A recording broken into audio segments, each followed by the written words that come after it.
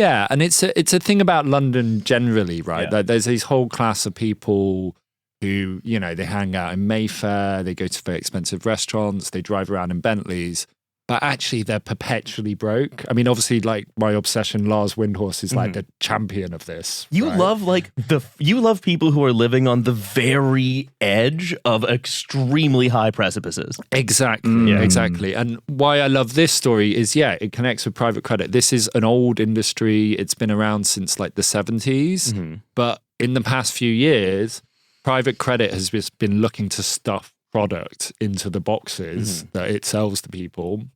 And they've been really big on something called asset-backed private credit. So they're like, oh, this is backed by property. Property's safe. Securitizing property and mortgages never gone wrong before. Famously never gone wrong. So they've just piled into this space. So they've been providing loans to the bridging lenders. And the other weird phenomenon you get is, as we said, like a bank couldn't provide one of these mortgages, but often the banks fund the bridging lenders. So, like Barclays wouldn't provide a loan to James Stunt, the sort of perpetually broke socialite, but they might provide a securitized credit line on a pool of mortgages to James Stunt and similar people. I'm speaking hypothetically there. Yeah. I don't know if Barclays funded that specific mortgage, but... So basically, it's the usual suspects, Blue Owl, Apollo. They're just like just pouring nitrous into this sector by being like, take $500 million. We don't even need to know your name. Just please take this money. We have way too much of it. It has to go somewhere. And Lord knows it can't go anywhere useful. Yeah, and to be clear, the Apollos of this world, they funded one of the big fiascos we're going to talk about. They don't know the names because they get a list of mortgages, but the names of the people are anonymized. They just get a list of property values and, a few details. Again, if you're a bank providing that mortgage, you've gone to the property, you've done a survey, you've got conveyancers in, you've done all this stuff to actually understand what the property's like. In this instance, you're a private credit guy, you just get a spreadsheet with numbers in. Well, let's start with some of the guys. Let's tell Nova and myself and our audience about maybe my favorite of the three, Duncan Krieger and his fabulous office in Borehamwood. Yeah, so like the guy we're going to talk about at the end. So there's one big one that's blown up called Market Financial Solutions. That's an alleged fraud. So that prompted the FT to take a closer look. Like, what is this industry? Who else is there? And in looking at some of the funny characters Market Financial Solutions had lent to, I saw this other company called Tab Mortgages. Okay. And I was like, oh, it also did a relatively risky loan as well. I wonder who these guys are. So I click on them and it's like, we're founded by this guy called Duncan Krieger, like lovely name. And like all great people, Duncan Krieger has a personal website. So you can pull it up. I click on the personal website and it's just kind of amazing. It's got this line in there, like it basically explains how he's been doing property lending since he was 17. And then it has a line about how like 50% of the businesses I've been involved in have failed, but I've learned something every time. And he also has this, Riley's got it up, he has this AI chatbot version of himself. I see that. It's like sort of animated. He's like blinking at me. Yeah. Asking me to chat with him. So I'm like, okay, troubling. This Duncan guy's interesting. And then he's got, like all people, he's got his kind of own podcast he produced, and he's in like Stone Island shirts in this podcast. So I'm like, okay, he's a finance guy wearing Stony. He's getting the badge in on the podcast. I'm like, okay. And then I kind of, okay, so who funds Duncan? First of all, I'm like, oh, he previously had a credit line from Blue Owl, which Blue Owl is like the dumpster fire of private credit at the moment. And then I'm like, okay, who's his current lender? Because they've wound that down. And it's a firm called AB Carval, who was supposedly the smart money in private credit, but also lent to First Brands.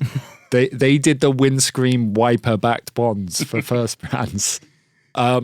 So AB Carval have given him a $500 million with a B credit line. So I was like, wow, this guy's like a geezer up in Borehamwood.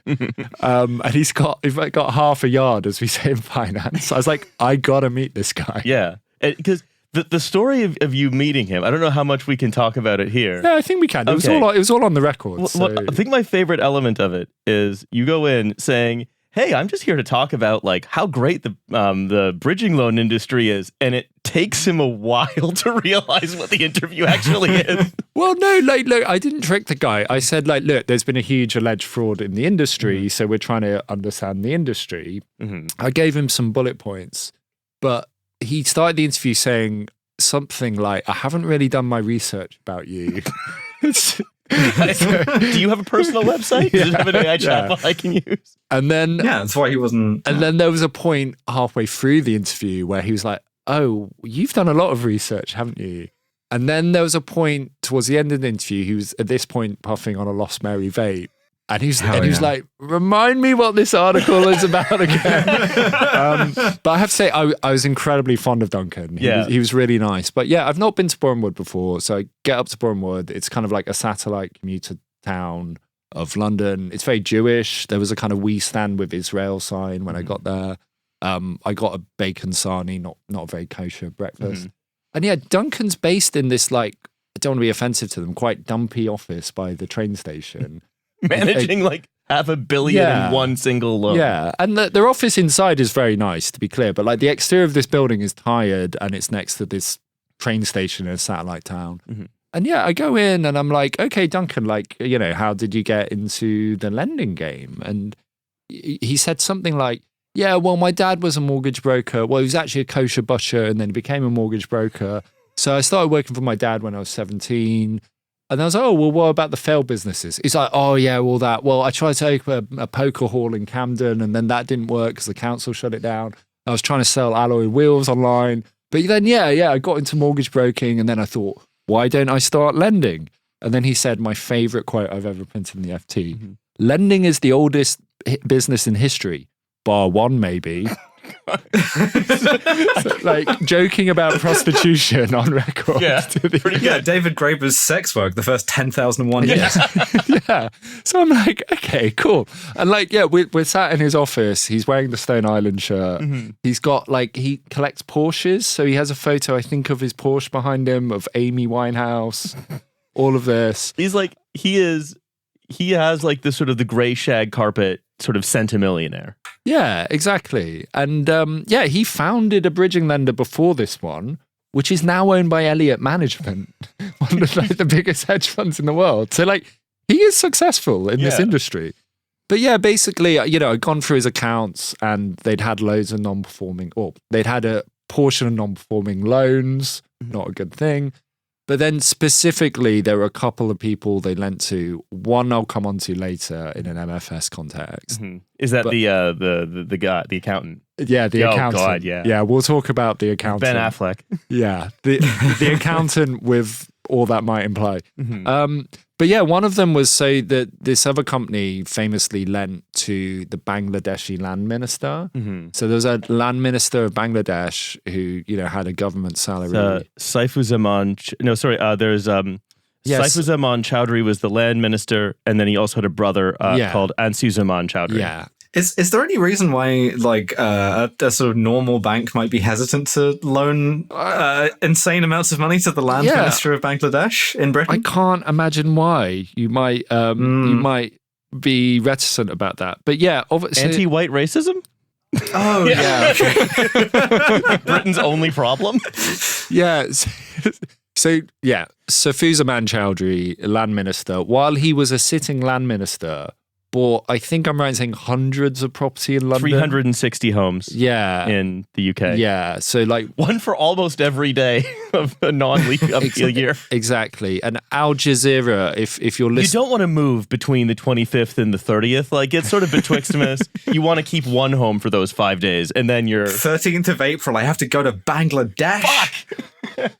But yeah, so if your listeners should watch, Al Jazeera did this mini doc called The Minister's Millions a few years back, where they got undercover footage of the land minister in his like Mayfair townhouse talking about all his mortgages. It's fantastic. But yeah, no, but Duncan had done not hundreds of loans, but maybe like 3 or 4 loans to the guy and his wife. So I was like, okay, how did that work? How did he pass due diligence? And he's like, oh, no, we did enhance due diligence on him. We got an external firm. It was all signed off. And then he said, I've got the quote, as a bridging lender, you get all sorts of weird and wacky inquiries. Probably not something we would do now. Before going on to add that Chowdhury did not seem particularly wacky at the time. As he had a, quote, big portfolio in the UK with mortgages all over town.